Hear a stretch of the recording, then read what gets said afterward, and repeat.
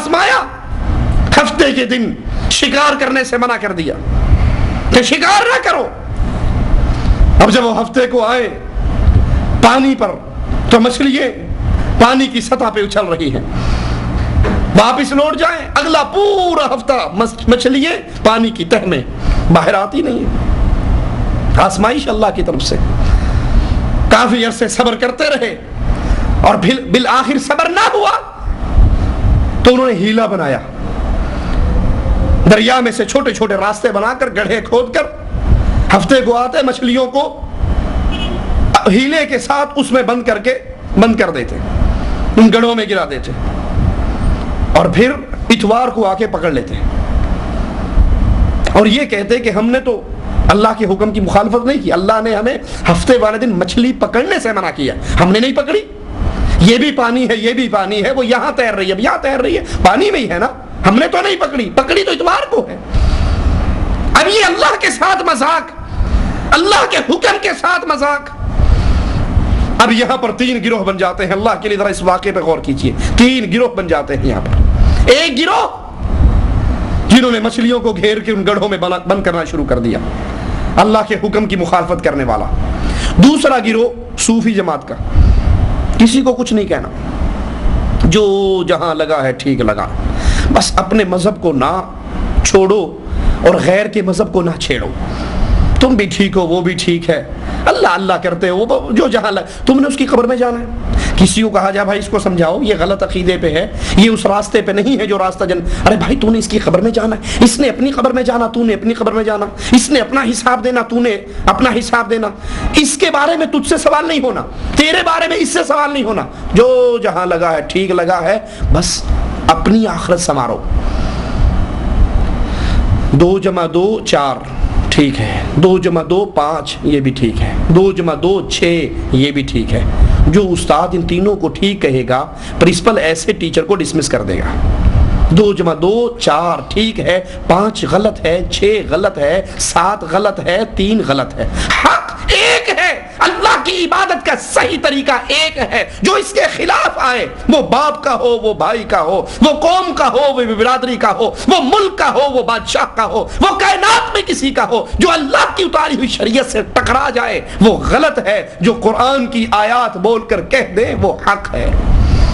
یہ مذہب مومنین کا مذہب نہیں ہے، جو جہاں لگا ہے ٹھیک لگا ہے۔ اگر جو جہاں لگا ٹھیک لگا ہے تو انبیاء اس دنیا پہ آئے ہی کیوں؟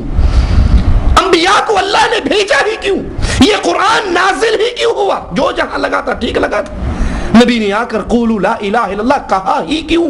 جو جہاں لگا تھا ٹھیک لگا تھا۔ 2 گروہ بن گئے، ایک مچھلی کا شکار کرنے والا، دوسرا شکار تو نہیں کرتا، اس عمل کو حرام جانتا تھا، شکار نہیں کرتا تھا، لیکن شکار کرنے والوں کو منع بھی نہیں کرتا تھا۔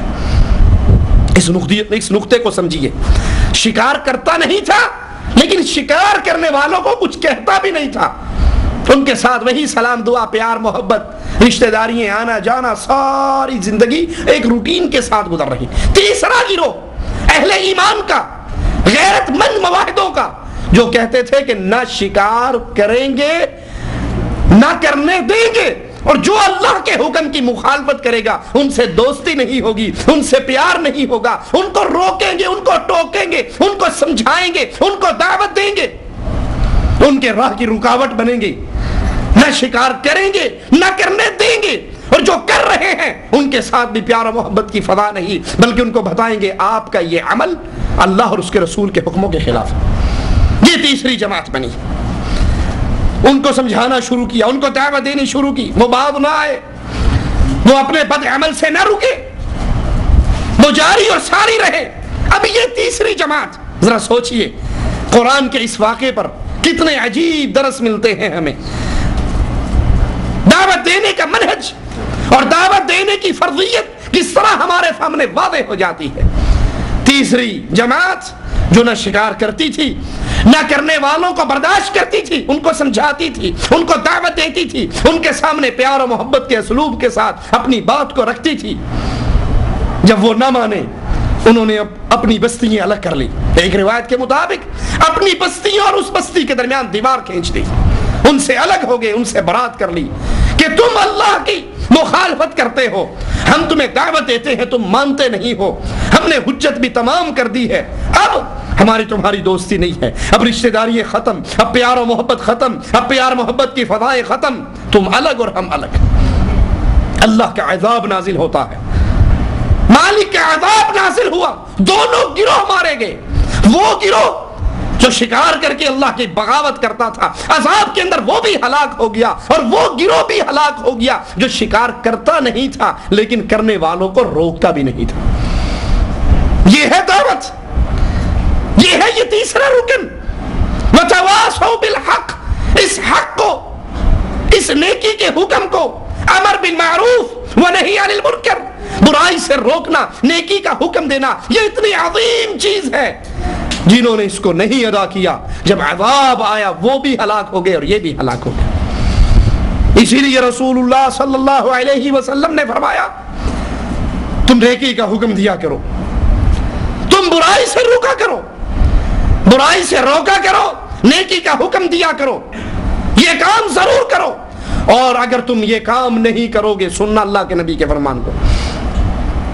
آج اللہ کے نبی صلی اللہ علیہ وسلم کی یہ حدیث ہمارے اوپر کس طرح فٹ آ چکی ہے۔ اگر تم نیکی کا حکم نہیں دو گے اور برائی سے نہیں روکو گے، پھر تم اللہ سے دعائیں مانگو گے، اللہ کا عذاب تم پہ نازل ہوگا، وہ تمہاری کوئی دعا قبول نہیں کرے گا۔ آج یہ کیفیت ہے یا نہیں؟ کتنی دعائیں مانگنے والے مانگتے ہیں، مسلمانوں کی بھلائی کے لیے حج میں دعائیں، رمضان میں دعائیں، قنوت نازلہ میں دعائیں، لمحہ بر لمحہ دعائیں۔ رائمنڈ والے تو حضرات آخر دن 5-5 گھنٹے دعائیں میں گزر جاتے ہیں، کوئی فائدہ ہوتا ہے؟ مسلمان اسی طرح ذلت کے راستے میں، جتنی دعائیں زیادہ ہو رہی ہیں مسلمان اتنا پستی میں گر رہا۔ کیوں؟ یہ عظیم عمل مسلمانوں نے چھوڑ دیا، لا الہ الا اللہ کی دعوت دینا، نیکی کی دعوت دینا، برائی سے روکنا، یہ عظیم عمل اہل ایمان نے اس کو چھوڑ دیا۔ اہل ایمان راضی ہو گئے، جو جہاں لگائے ٹھیک لگائے، جو کر رہا ہے کرنے دو، کسی کو کچھ نہ کہو، کسی کو نہ چھیڑو۔ اور اللہ کے نبی فرما رہے ہیں یہ کام ضرور کرو، نیکی کا حکم ضرور دو، برائی سے ضرور روکو۔ اگر تم یہ کام چھوڑ دو گے، تم دعائیں مانگو گے، اللہ کے عذاب کی وجہ سے تمہاری کوئی دعا قبول نہیں ہوگی۔ رسول اللہ صلی اللہ علیہ وسلم کی ایک اور حدیث سنیے، آپ نے فرمایا جب انسان کسی بات کو حق جان لے کہ یہ حق ہے، حق اور سچ کسی بات کو سمجھ لے، جان لے، مان لے، تو پھر لوگوں کی ناراضگی کی وجہ سے، لوگوں کے خوف کی وجہ سے اس بات کو بیان کرنے سے باز نہ آئے۔ میں جانتا ہوں یہ حق ہے، اللہ کی توحید حق ہے، میں جانتا ہوں، سجدہ خاص حق ہے اللہ کا، میں جانتا ہوں، عبادت حق ہے اللہ کا، میں جانتا ہوں، طواف بیت اللہ کا عبادت ہے اللہ کی، میں جانتا ہوں۔ اب میں دیکھ رہا ہوں اللہ کے علاوہ قبروں پہ بھی سجدے ہیں، اللہ عز و جل کو چھوڑ کے ان کو پکارا بھی جا رہا ہے، ان کو مشکل کشا اور حاجت روا بھی سمجھا جا رہا ہے، ان سے اولاد کا سوال بھی کیا جا رہا ہے، ان مردوں کو داتا بھی کہا جا رہا ہے، اللہ کے گھر کو چھوڑ کر قبروں کا طواف بھی ہو رہا ہے۔ یہ ساری برائیاں میرے سامنے ہیں، میں جانتا ہوں، لیکن اس برائی سے کیوں نہیں روکتا؟ لوگ ناراض ہو جائیں گے، برادری ناراض ہو جائے گی، قوم ناراض ہو جائے گی، قبیلہ ناراض ہو جائے گا، برادری فلاں اور فلاں میرے لیے رکاوٹیں کھڑی کریں گے۔ اللہ کے نبی فرماتے ہیں جو حق کو حق سمجھ لے، جان لے، یقین ہو جائے، پھر وہ لوگوں کے خوف کی وجہ سے، لوگوں کے ڈر کی وجہ سے، لوگوں کے ماتھے پر پڑے ہوئے بل کو دیکھ کر اس دعوت سے، اس نیکی کے حکم اور برائی کے روکنے کے فریضے سے باز نہ آئے۔ رسول اللہ صلی اللہ علیہ وسلم فرماتے ہیں نیکی کا حکم دو، برائی سے روکو، اس کی وجہ سے، یہ کام کرنے کی وجہ سے نہ تو موت نزدیک ہوتی ہے، نہ رزق میں کمی ہوتی ہے۔ اگر تم نیکی کی دعوت ہوگے، توحید کی دعوت ہوگے، اللہ کی عبادت کی دعوت ہوگے، رسول اللہ کی اتباع کی دعوت ہوگے، برے کاموں کو دیکھ کر اس پر روکو گے، لوگوں کو ٹوکو گے، اس کی وجہ سے تمہاری موت وقت سے پہلے نہیں آ سکتی۔ ہمارے ہاں دعوت کے کام کو، اللہ کی توحید کی دعوت خاص طور پہ کیوں ہاتھ کھینچ لیتے ہیں لوگ؟ فلاں مار دے گا، فلاں مار دے گا، فلاں یہ نقصان کر دے گا۔ رسول اللہ صلی اللہ علیہ وسلم فرما رہے ہیں، عقیدے کی بات ہے کہ اس دعوت کی بنیاد پر، اس نیکی کے حکم کی وجہ سے تمہاری موت قریب نہیں ہوگی، اس نے جس موقع پر آنا ہے اسی موقع پر آنا ہے، جیسے لکھی ہوئی ہے ویسے ہی آنی ہے۔ تمہارا رزق بند نہیں ہوگا، تمہارے رزق میں کمی نہیں ہوگی، وہ رزق لکھ دیا گیا، جتنا لکھا گیا اتنا ہی کھاؤ گے، اور جب تک آخری لقمہ تمہارے بطن میں نہیں جائے گا اس وقت تک تمہاری موت واقع نہیں ہوگی۔ اس کی مثال یوں سمجھ لیجئے، اگر میں نے اور آپ نے اس ایمان اور اسلام کو اپنا ذاتی سمجھا کہ یہ ہمارا دین ہے، مصیبت اسی نقطے پہ آتی ہے، اس دین کو ہم اپنا نہیں سمجھتے۔ کیوں؟ کیونکہ ہم مسلمان ہیں۔ کیوں مسلمان ہیں؟ ہمارا دادا مسلمان تھا، ہمارے ابا جان مسلمان تھے، ہم مسلمانوں کے گھر میں پیدا ہوئے، اس لیے یہ دین ہمارے لیے اتنی ویلیو نہیں رکھتا۔